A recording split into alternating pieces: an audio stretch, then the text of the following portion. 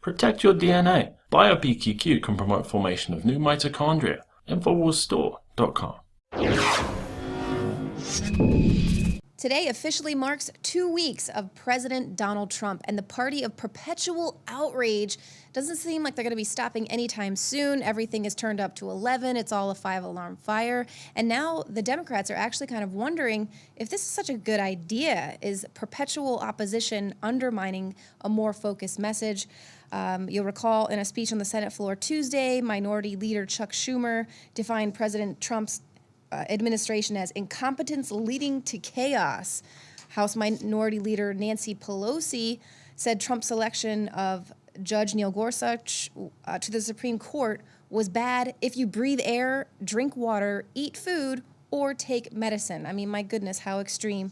And in the wake of Trump's abrupt firing of the nation's acting attorney general, Representative Keith Ellison said, by all accounts, this is looking like a failed presidency. I mean, he hasn't even been in office 2 weeks at that point, and they're already turning it up to 11, everything, just set our hair on fire. And so now there's kind of some infighting within the Democratic Party where they're saying, you know what, this isn't really a very good idea. Perpetual obstruction is a risk, because if you protest everything with outrage, nothing is going to end up sticking with the American people. And so they're going to kind of push back, or everything's just going to kind of dull out at that point. If they cry wolf every 12 hours, the effect of their urgency is going to wane over time. Instead of presenting an alternative vision, will they end up looking simply like a party of outrage? Very good question posed there in this article, but that's exactly what they are looking like. This is why they lost not only the election, but they've lost public trust, their dignity with the mainstream media, and this is exactly why Donald Trump won. So let's just kind of take a look at this perpetual outrage that's going on. In fact, there's a lot of states are now cracking down on what they say are the biggest protests since the 60s. And of course, this is all by design. This chaos, of course, they're getting really good at organizing at this point. But Republicans in state houses across the U.S. are devising legal tools to regulate public dissent as demonstrators take to the streets to protest Donald Trump. So here we have these Antifa terrorists fighting ferociously against President Trump, resist everything at all points. They are going out saying they're fighting fascism with fascism. So this is the Hegelian dialectic we're looking at here, because what's going to happen? Well, the state's going to come in and be fascist and shut everything down, and that's exactly what now we're starting to see. We've got at least 10 bills to limit protests introduced in recent months. North Dakota considering protection for motorists who unintentionally kill protesters who are blocking the roads. Washington State says that they would punish those who disrupt our economy. North Carolina is calling for imprisoning people who intimidate ex-officials. This was after their former governor was pursued down a Washington, D.C. alley by a group chanting, "Shame, shame, shame," which is literally what they used to do when they would march witches to go burn at the stake. They would point at them and go, "Shame, shame, shame." So this is just crazy, ridiculous witch hunt that they are engaging in here on the left with this domestic terrorism, and they're ruining it for everyone. They're actually fighting violently, protesting free speech to the point where now we're seeing bills being put out that could potentially limit the First Amendment. This is ridiculous here. So a lot of critics, of course, are saying that these bills could impinge on constitutional freedoms. A lot of them were filed before Trump was even elected, and this was in response to these violent protests there at Black Lives Matter, as well as the oil pipeline protests. But President Trump expressed his disgust with these displays. He tweeted out, "Professional anarchists, thugs, and paid protesters are moving the point of the millions of people who voted to make America great again." They're really proving this point. This is key. And it's interesting because people are wanting to push back against bills with individual protesters. But what about the money behind it? Now, we've all heard about these paid protesters, and we see that these are very well-organized protests.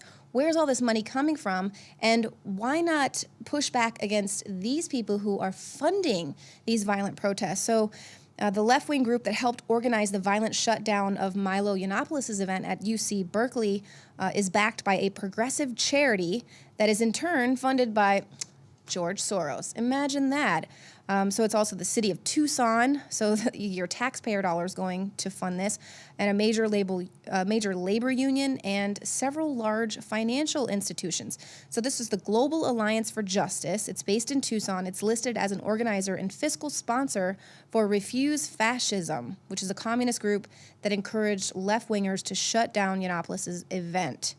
And Refuse Fascism includes Princeton professor Cornel West as one of its founding initiators, and they issued a statement on their website after these violent protests calling the shutdown righteous. And they asserted that the vandalism and arson were not violence. Instead, they said that it was Yiannopoulos and Donald Trump who perpetrate violence through the policies that they support. So this is what they do.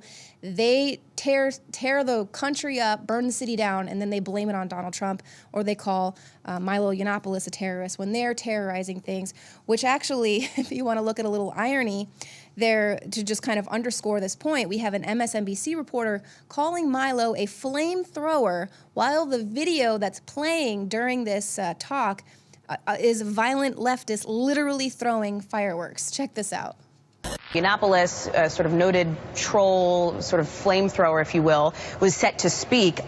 So as you can see, we've descended into total madness here, where we are seeing the visuals on screen and they're telling you the exact opposite, or blaming others for the actions, the violent actions of these protesters. But getting back to the Alliance for Global Justice, who is one of the groups that helped organize this violent shutdown, they received $2.2 million in funding for the fiscal year ending March 2016. And so you can see all their benefactors for Refuse Fascism and Alliance for Global Justice. It's all online. So the biggest donor is the Tides Foundation, which is a nonprofit funded by George Soros. They gave him about $50,000. They also include the city of Tucson and United Steelworkers Labor Union. So obviously the unions, people are forced to pay into these unions. You're forced to pay tax dollars, and now your money is going to fund these type of violent protests. And so these are not spontaneous protests popping up because people are just so upset, so outraged. They are being purposefully sent to protest certain things. And we have, these Antifa groups coming out, actually threatening people violently, punching them in the face. We saw a Trump supporter beaten with shovels, left unconscious on the ground. They pepper sprayed a girl in the face. Margaret Howell is actually going to be speaking with her later on in the show. But we've also got Antifa threatening a pro-Trump journalist and her young daughter, her child, online. These people knew Cassandra Fairbanks, I guess, from other work that she had done with the Occupy movement and whatever. But so then they say, we know you. We know how scared you really get. We know your young daughter. And so they're basically threatening her. Like, we know how scared you're going to get, so watch out for us. So she reports it to Twitter. Twitter doesn't even shut the account down. They just said, well, we've asked them to delete the tweets in question. So then after they do that, Antifa says, we'll catch you another time, Cass. This isn't the last you've heard or seen of us, honey. So they're just very... when you have the media and former President Obama coming out praising these violent protesters and calling it, violent rioters, and calling it protests and the name of the First Amendment and that this is how democracy works, then these people feel bold. They feel like they can threaten people outright, and especially when you have Twitter, just lets these terrorist groups terrorize people. Meanwhile, if you make fun of a comedian, you'll get your entire Twitter account taken offline like Milo Yiannopoulos did. And here's some other thing that we're seeing. There's about 10,000 plus people calling for the assassination of Donald Trump online. This includes celebrities. It includes journalists as well as elected officials in some other countries. Here you have The Village magazine debating whether or not Donald Trump should be killed with this picture up of his head with the target on it. Ultimately, they decide, no, he shouldn't be killed. How reasonable of them. When has this ever before in history been acceptable to openly threaten to assassinate the president or to put a picture up like that? Here we have another crazy woman. She's so angry that Trump is president, She tried running over a police officer. So she wants to take her anger out on just a random police officer who was trying to direct traffic. And she was so angry, yelling out the window, shaking her fist. This is 58-year-old Eileen Pierce. Kind of reminds me of the Trigglypuff professor that was out triggered at NYU when Gavin McInnes was to be speaking as well, and she is screaming and yelling at the police because they're not beating up the Nazis, and so it's these little Antifa the protesters and students who are going and beating up the Nazis, and the teacher, the professor, is yelling at the police, "Why aren't you beating up those Nazis? That's your job." I know Millie Weaver is going to be speaking about that coming up later on as well.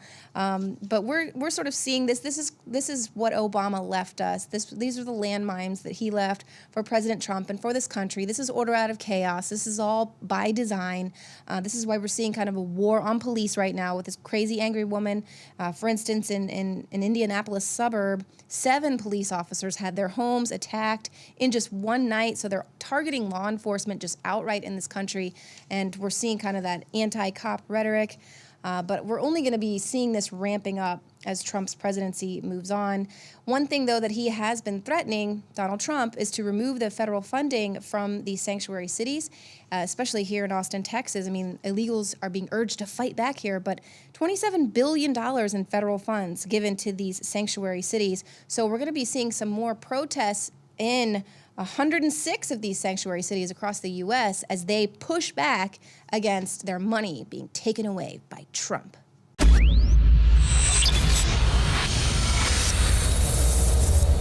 In case you haven't heard, Infowars has become the most influential media outlet in America. We're making freedom go viral. And now we are proud to announce a new weapon in the epic battle against the globalists. Infowars Prime, where you can watch live high-definition feeds of The Alex Jones Show, plus exclusive insider videos from the Infowars crew and behind-the-scenes action. Go to Infowars.com/app and download today. Infowars Prime is available right now for your iPhone or Android. You will have access to exclusive videos that you can't see anywhere else. And that means live coverage of events and breaking news on location as it happens. You can also take advantage of amazing deals from the Infowars store that are only available for Infowars Prime subscribers. That's Infowars Prime at Infowars.com/app. And if you can hear my voice, you are the resistance.